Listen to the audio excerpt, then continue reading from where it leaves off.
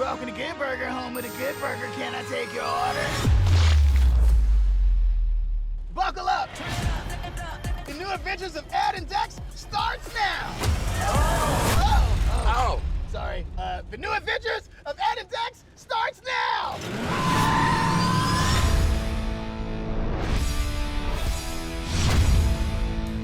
You think I can get a job at Good Burger? I'm putting a good word to Mr. Jensen. That's not soap, by the way. It's maple syrup. Why?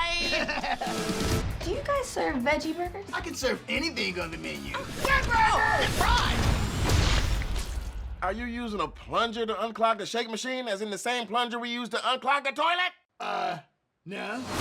It really means a lot that you came to see me. Well, you're my best friend.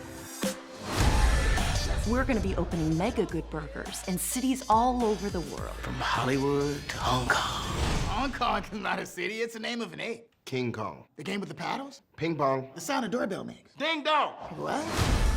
We shut down the store. Shut it down. Shut it down. I don't think you really understand. You're all fired. I like that. Fired. Fired. It's hot. You just got hustled. Welcome to Good Burger. Can I take your order? Whoa. Megacorp wants to replace everybody with robots. We gotta do something. We're going to change the world. Here's your burger.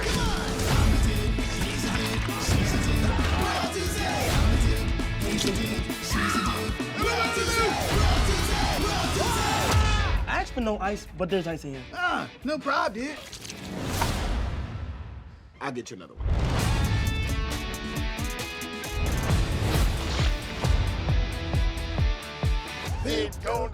On the east side. Hey. That's it. Oh, dude, I'm glad you're back.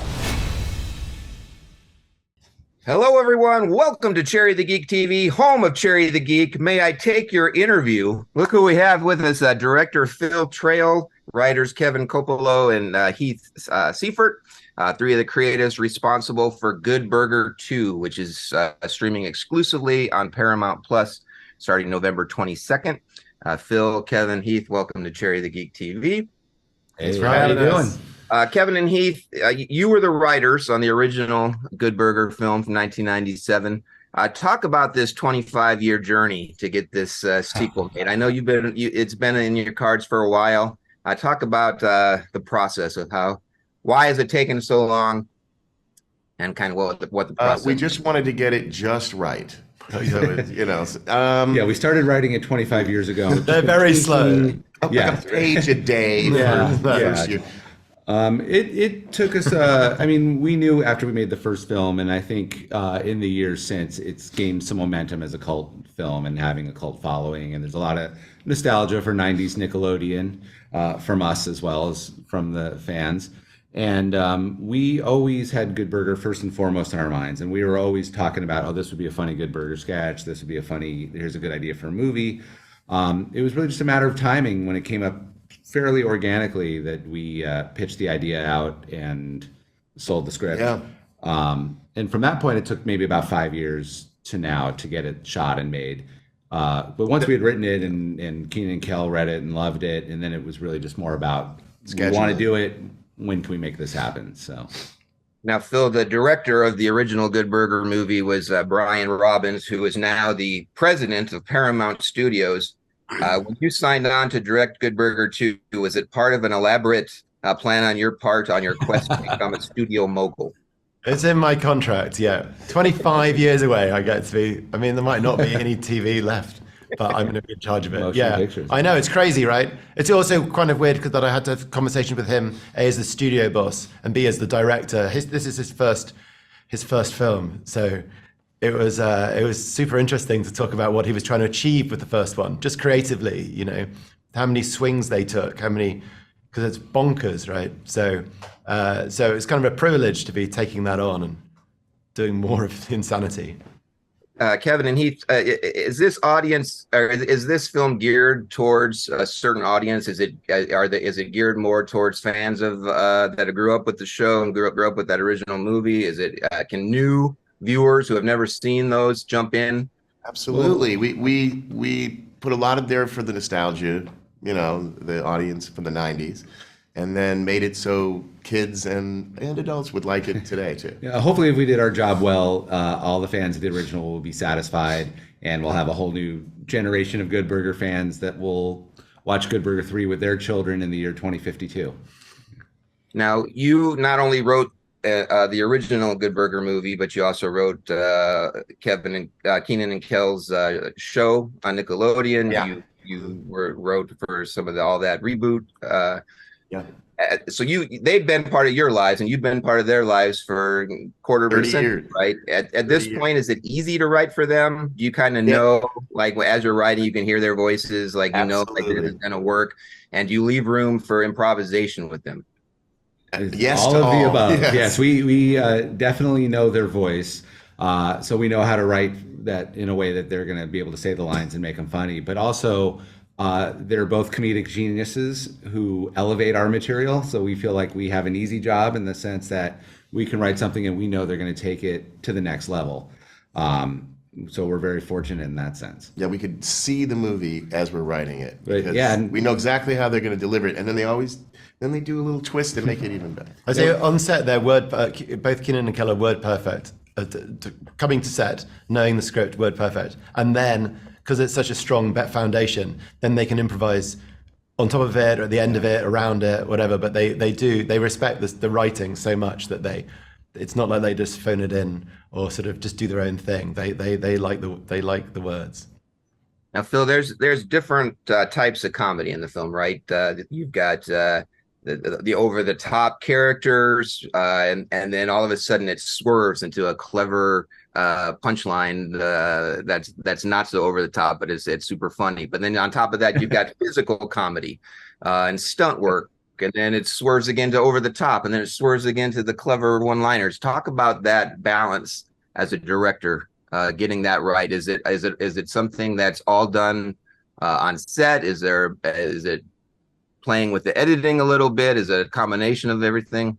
Yeah, it's a rhythm thing probably at the end of the day, because it's always like these guys write so many jokes per page, per line, per word, and some of them are huge physical. Some of them are just words, like you say. Some of them are huge set pieces that we had to plan. That take a lot. There's a lot of stunt performers. If you look at in the credits, it's like a lot of planning goes into all of that. But the whole idea is to make it all fun.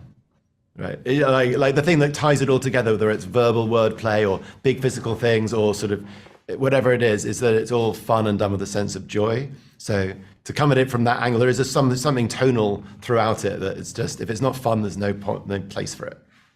Now, there's a lot of cut cameos in the film, right? There's characters from the first film that show up as surprises. There's characters from all that in the TV universe there that show up. But you also have your big celebrity cameos. Talk about that process of getting these people together. When you were writing the script, did you write those cameos specifically for certain people without knowing if they'd do it, or did you fill in the holes later through casting? How'd that work? Probably a little of each. I mean, I think there were definitely parts where we're like, oh, well, we want to get Lori Beth back in as Connie Muldoon. We'll write a bit for her. We wanted to get Josh in as Fizz, so we wrote a bit for him. And then there were sequences, without giving too much away, but like we wrote like a charity song parody in the middle of the film that was set up to let's cram as many people into this as we can get and put it out there. And although it would say disgruntled customer in there, like has one line, and normally you get one line. I mean, who's going to come and do one line? It was like incoming phone calls for the one line. Eventually, Gronk would come and do the line, or whatever. But it was easy like that because these guys wrote so many little characters that we could throw great cameos at. I'm curious to talk. This is premiering on Paramount Plus November 22nd, streaming. I'm curious, as filmmakers, while we love streaming, we love Paramount Plus, are you a little sad that a film like this, which has a lot of jokes, where it would be enhanced by sitting in a room with hundreds of people laughing at different moments, are you kind of a little sad that it's not getting a theatrical release first? Yes, but You can get together and watch it with a big crowd if it's at a sleepover or cram all your family in, because it's really for kids and parents and grandparents and great grandparents all to get together and watch it, right? Yeah. So you can create a nice big feeling for it, hopefully in the living room. But if it was on every single screen across America, that wouldn't be bad. Yeah. That would be exciting. Yeah, people have been reaching out saying how they're having viewing parties, and I thought that was kind of cool. Yeah, you know, they people. can't wait to watch it with a bunch of people, and I thought, oh yeah, that's so you can still do that, you know. So It's cool that it's coming out Thanksgiving because people, Yes, the that's families, another- that's yeah. the perfect time for Uh-huh. the movie to premiere on streaming. We're almost out of time. Before I let you go, is the door open for A Good Burger 3? Or are we going to have to wait another I'm in. 26 years?